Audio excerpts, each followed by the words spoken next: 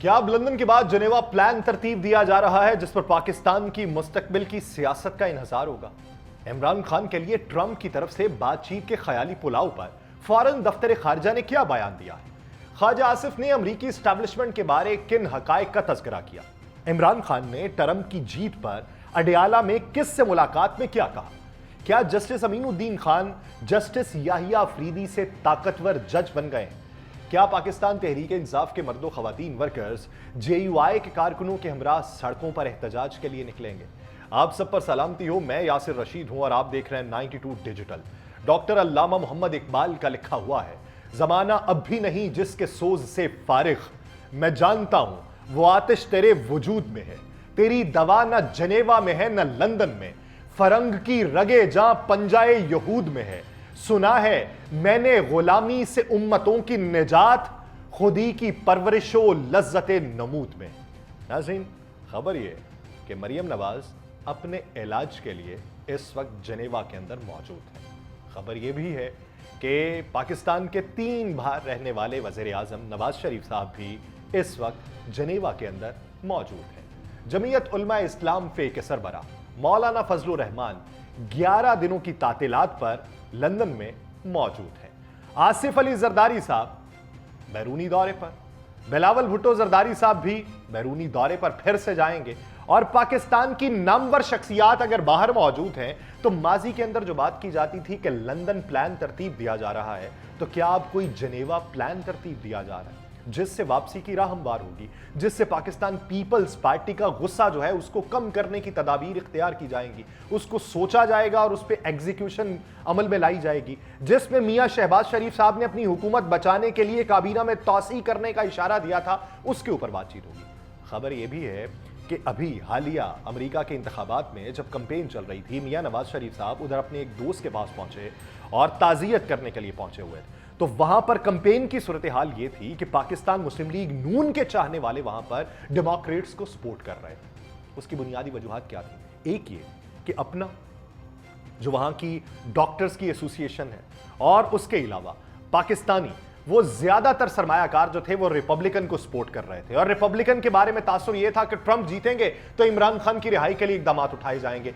इस वजह से मुखालिफत जो है वो पाकिस्तान मुस्लिम लीग नून वालों ने रिपब्लिकन की कर ली और उन्होंने डेमोक्रेट्स को सपोर्ट किया और कहा यह जाता है कि यहां से भी डेमोक्रेट्स की सपोर्ट ज्यादा हो रही थी। अब नताइज जो है वो उसके बरक्स निकले।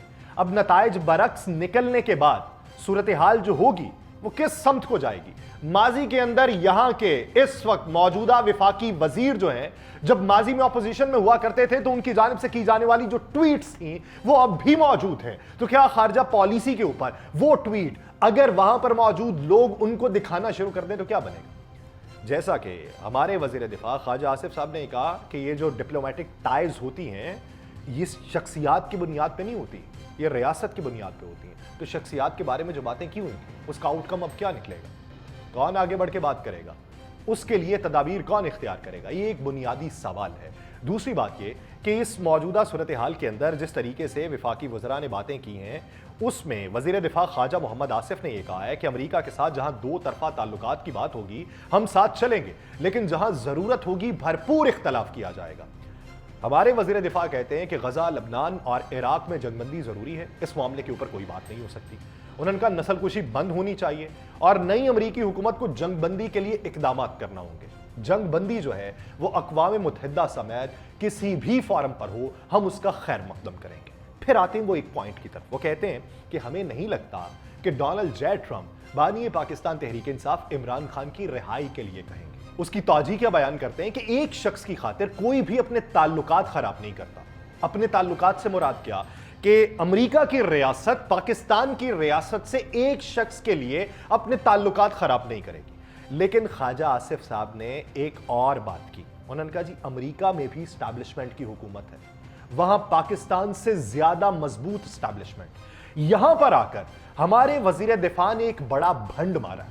वो भंड इस तनाजुर में कि अगर ये ऑपोजिशन के रहनुमा होते तो मेरी नजर में ये बयान जो है एक आमियाना सा बयान होता कि ठीक है अपनी सियासत को आगे बढ़ाने के लिए उन्होंने ये बयान दे दिया। लेकिन इस वक्त वो इस्लामी जमहूरिया पाकिस्तान के वजीर दिफा हैं उनकी कही हुई कोई भी बात पाकिस्तानी हुकूमत की स्टेटमेंट गर्दानी जाएगी, और अगर वो किसी और मुल्क के बारे में बात करते हैं तो वो भी होगी। अब इसमें सबसे बड़ा भंड क्या, उन्होंने कहा कि अमेरिका में भी एस्टैब्लिशमेंट की हुकूमत है, यानी आप अपने मुल्क के बारे में भी एक इबहम को पैदा कर रहे हैं बतौर वजीर दिफा, जो किसी हद तक भी काबिल कबूल नहीं हो सकता।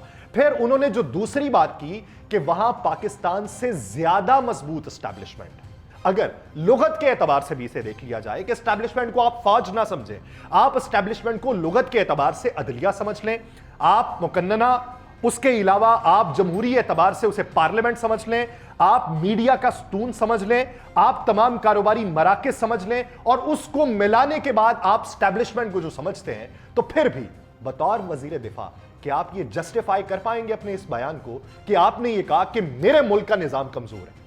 ये कैसे मुमकिन? दूसरी बात ये कि आप डोनाल्ड ट्रंप को बतौर वजीर दिफा पाकिस्तान ये पैगाम दे रहे हैं कि तुम्हारी एस्टैब्लिशमेंट तुमसे ज्यादा मजबूत है, तुम उसके आगे नहीं चल सकते।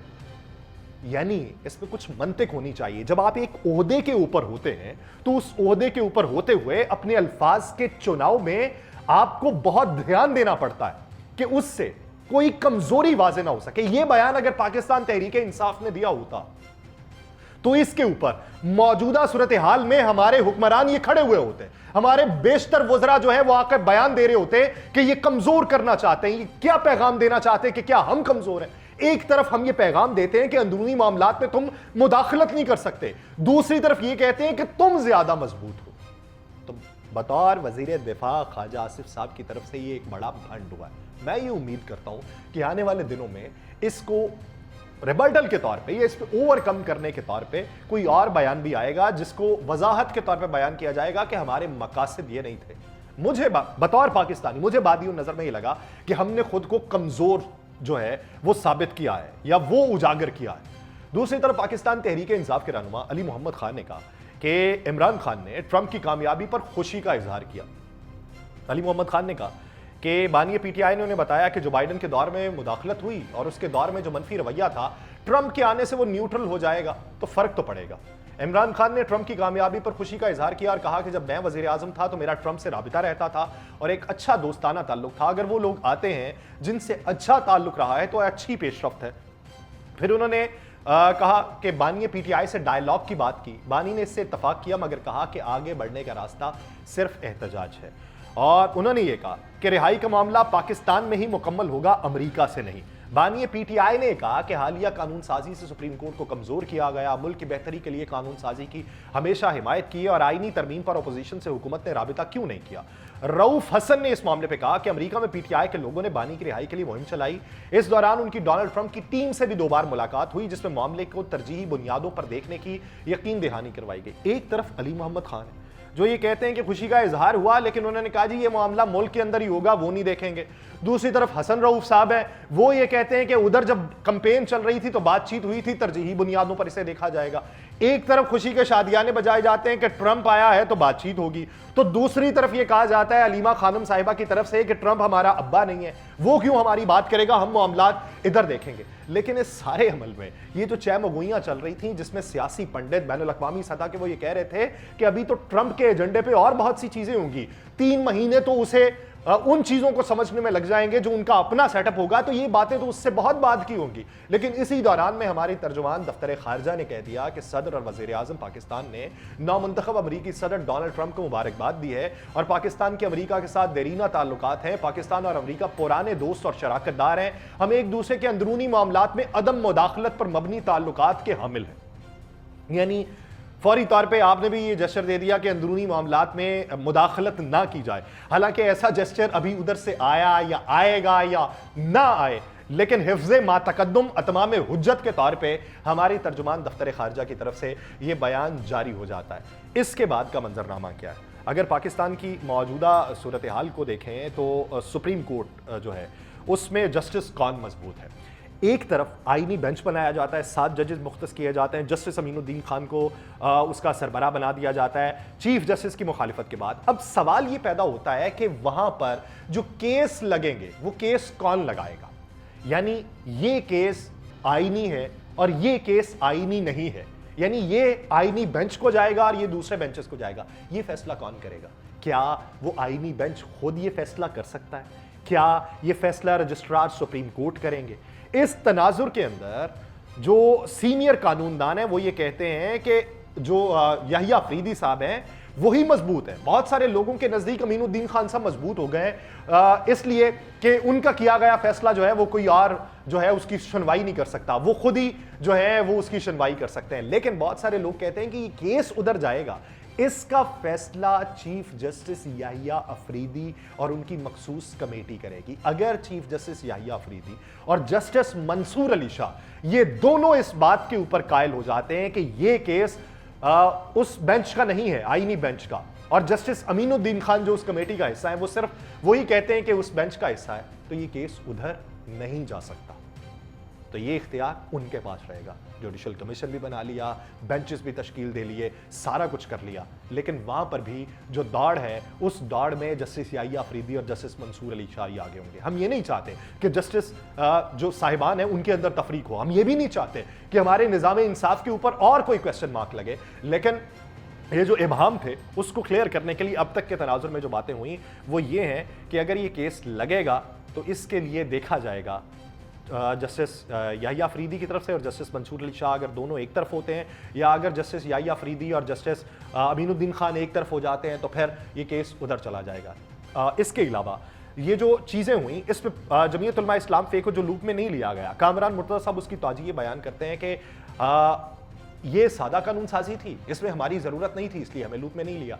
हमें एतराज़ात तो हैं और इन्हीं एतराज़ात की रोशनी में हम जो है वो कहाँ पर अपनी बात को उजागर करेंगे ये हमने फैसला करना है।